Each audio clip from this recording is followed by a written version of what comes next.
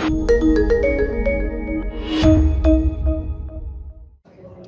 there, I'm Mike Larson, Editor-in-Chief with MoneyShow and host here at the MoneyShow Las Vegas. Today I'm taking some time out to speak with Oliver Renick, creator of Chicago Future of Finance, and Cullen Roche, founder of Discipline Funds. Gentlemen, how are you?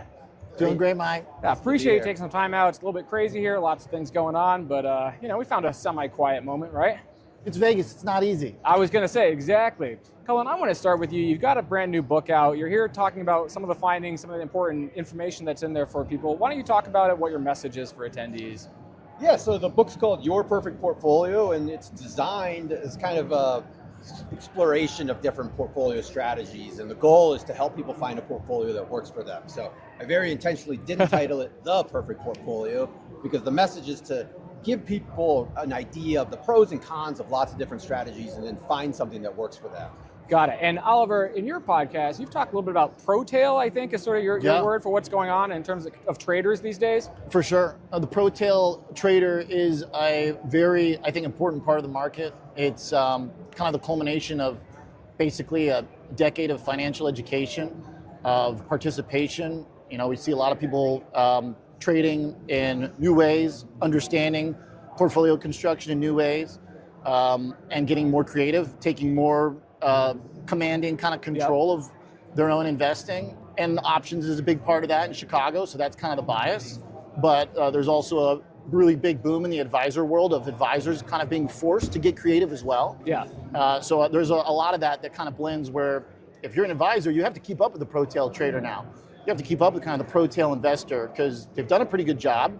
And there are a lot of, I think, ways that people have been able to take education and improve their understanding of markets. And the more AI does stuff for you, like the more we need to be able to invest properly if we want to keep up, basically, is kind of the thesis. Absolutely. You know, I've been coming to MoneyShow events with my old company and now working for the company. Obviously, we have a retail investor environment and the way people are learning and trading today seems so much different than the way when I started in this business, right? Yeah, 100%. I mean, we talk a lot about derivatives of derivatives on Chicago Future Finance. Like we're looking at flows of options.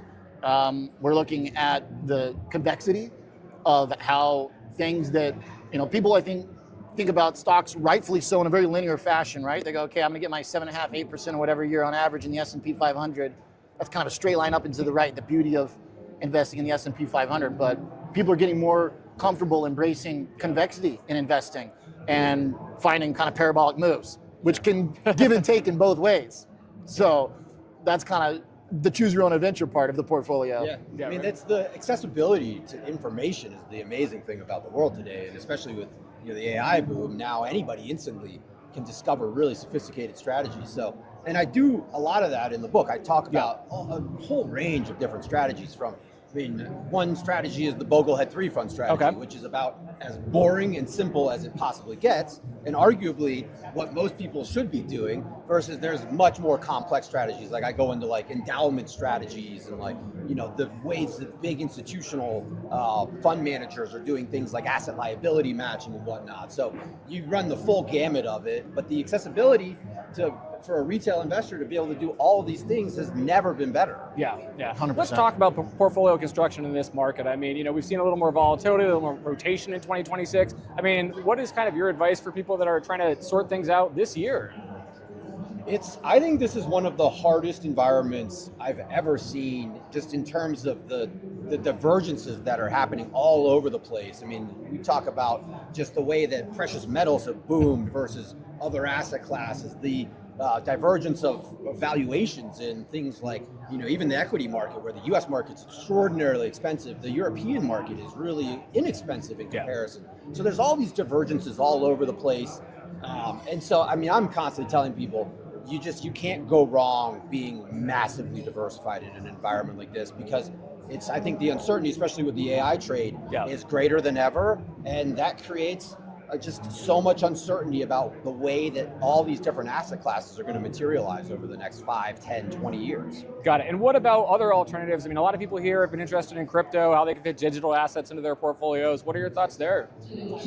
Yeah, I mean, I typically, when I talk about the crypto space, I mean, I'm typically focused only on Bitcoin. I guess I'm not a maximalist in any sort of sense of the word. I actually am not even a big advocate of utilizing Bitcoin because I think of Bitcoin as sort of for me, it's really like it's a fiat currency hedge. I think of it in the scope of my investing strategy as this super long duration instrument. It's almost like, it's like a hyper version of gold, or like really long-term sort of inflation insurance or fiat currency insurance. And so I think there's places for it in people's portfolios, but I think you have to think of it and compartmentalize it in the right way. Because I mean, you see it in the last 3 months. I mean, this thing is big. An asset class like Bitcoin is so hyper volatile that if you just don't have, stones of steel, I mean, you're getting yourself into like a lot of behavioral messes. Yeah. Oliver, I want to ask you, this has been a market where it seems like every day there's some new AI is going to destroy this, AI is going to destroy that, it's SaaS, it's trucking, it's fill in the blank. How does an investor navigate that kind of environment? I mean, what do you do? Yeah, I mean, to Cullen's point, the first thing is, whether you're an investor or you're anyone, you definitely have to, number one, figure out if there's any way that AI productivity can help you in your day-to-day. That's kind of like the first thing. Because this is such a high productivity fat cutter, basically, that's moving through every industry. So we saw it in software, where it turns out there was a lot of fat left over. Even after COVID, there was that kind of post-COVID correction in software, but ultimately that just kind of brought a lot of companies to merge together, and these kind of layers of software that left a lot of overlapping managerial presence and costs. I think crypto is actually an extension of that in a way. If you think about crypto as a software, my view is that it's a very ineffective software. And so when now you have something that's extremely high productivity in AI, that's going to take low productivity things and beat the heck out of them. Okay. From an investing standpoint, I think to Cullen's point is, and to my point too about the pro tail is, if you're worried about AI going through the economy and removing certain opportunities, those AI are powered by companies that are either publicly traded already, or are the infrastructure behind smaller privately owned enterprises that are making difference. So that's the whole idea of investing. Joe Weisenthal wrote a really important article about maybe 6 or 7 months ago, and when I actually started my show in Chicago, I talked about it, which was the stock market kind of being the kind of white collar UBI, basically, universal basic income. If you are investing in the companies that are wreaking this kind of purported havoc, then that's a hedge for you. So first you have to be invested as a hedge. But I think also to the point that you guys are just talking about is you have to be really, really attentive to how the correlations and relationships change in markets right now. I think the 2 points that you talked about there that have really important overlap is, in the last 6 months, a lot of important relationships have changed. Whereas gold, used to be this kind of ballast, quiet winner, slow but steady, wins the race, and now it's doing those convex style moves. Silver, the same way. Bitcoin switched from being a pure risk asset, high beta, both up and down, to now being what Mark Dow calls an asymmetric beta, where it doesn't partake on the upside, but it's worse on the downside.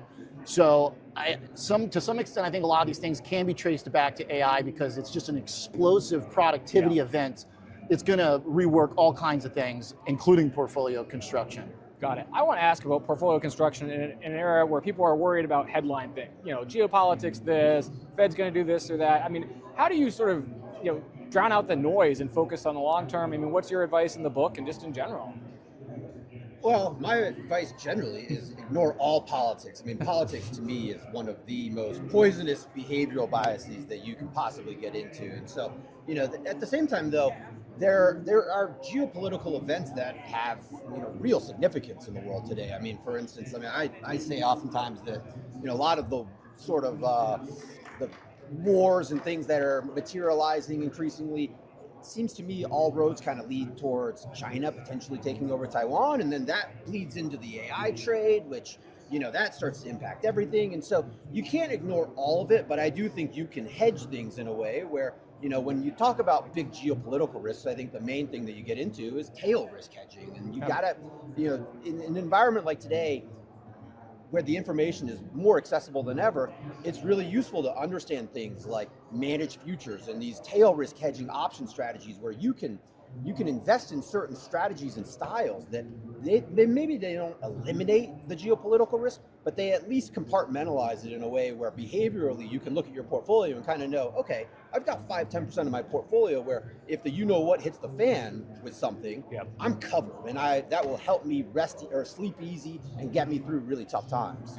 Bringing that up makes me think of one of our speakers was talking about products like buffered ETFs and so on. I mean, thoughts on getting your hedges that way versus just doing it on your own by options? I don't know. Do you see pros and cons of those drawbacks? Both are viable for sure. I think it kind of depends. This is a big thing that, that's basically the core of kind of what's happening on the trading floor at SIBO. It's a big insurance market. Yeah. Like somebody here was just asking me, I don't know anything about options. Where do I start? And I always tell people the simple thing is it's insurance at its core. And it's depending on how much you have that you need to insure, what type of scenarios you think are possible. The trick about geopolitics and the reason why politics, to Cullen's point, are usually a failure game of trying to speculate on, what's going to happen. Is one, you get very emotionally invested. People have political views, but also just because the nature of tail risk events is they don't happen very often. But for people who don't have time to think about that sort of timing element, to try and put on those kind of tail risk bets, a buffer fund can just give you a hands-off, clean way to make sure that you are insured to a very specific point. And there are a lot of products being made that are getting very creative with buffer funds. Some that actually, if the market goes down, that's your highest payout potential. So there's, a lot of creativity in that space for sure. I don't know if you want to jump on this one, but last minute thoughts about the market for 2026, good year, bad year, sort of in between, I don't know. Well, I mean, gosh, I'm kind of going against my own ethos when I talk about the stock market and markets in general and the short-term nature. But at the same time, that's part of the game is you have to at least put things in a time horizon where you can behaviorally navigate them. So I don't know. Me personally, gun to head, I think that the big trend that kind of started last year is still in place. I think that valuations in foreign and domestic, they're very likely to mean revert to some degree. Here's the hard thing. It doesn't necessarily mean that U.S. has to do bad. Like last year, U.S. did 17%. Foreign just happened to do 32%. So this can converge without like a bear market collapse or something like that. But I do think that expectations are really, really hot in a lot of different segments. And this is probably true of precious metals too, in my view. So you have to be really cautious in things like that. At least I think over specific time horizons where if you expect gold to do 65% again this year, you're creating a lot of behavioral risk for yourself. If you expect, AI and the big U.S. trends of outperformance to continue in the year ahead, again, you're creating a lot of sequence risk for yourself, a lot of behavioral risk that it creates a lot of potential that you're going to get caught in a behavioral trap. Yeah. Anything you want to add to that? Yeah, I think the international versus U.S. point is very good. I think that's been a really underappreciated story the last 2 years. People are kind of getting very creative on, this whole idea of how do we kind of fix the bond portion of the portfolio. It's kind of one of the main themes. Some people say gold, Bitcoiners say Bitcoin, buffer fund, people say buffer funds. But to Cullen's point, it might just be as easy as kind of shifting some of your equity allocation to international, especially as we see manufacturing pick up, ISMs pick up. As far as the overall market goes, I think that semiconductors are basically your guiding light. Okay. I think that there's obviously still roughly, $2 trillion of crypto that needs to be cleaned out. I think strategy is effectively a zero basically. And how the market will handle that potential for crypto blow up. So far it's handled it very well. Yeah. But what matters most is basically the core of the stock market, which is semiconductors. They kind of sit between that growth and value overlap. So if they don't work, then very little probably will work. Got it. And if they don't work, you have to have basically almost every other sector to work, which gets very challenging in that rotation. So, but semis seem fine. So until they break down, don't fix it if it ain't broke, basically. Hey, great advice there. Oliver, Cullen, thank you so much for taking some time out. Best of luck at your presentations and enjoy the show. Thanks, Mike. Cheers.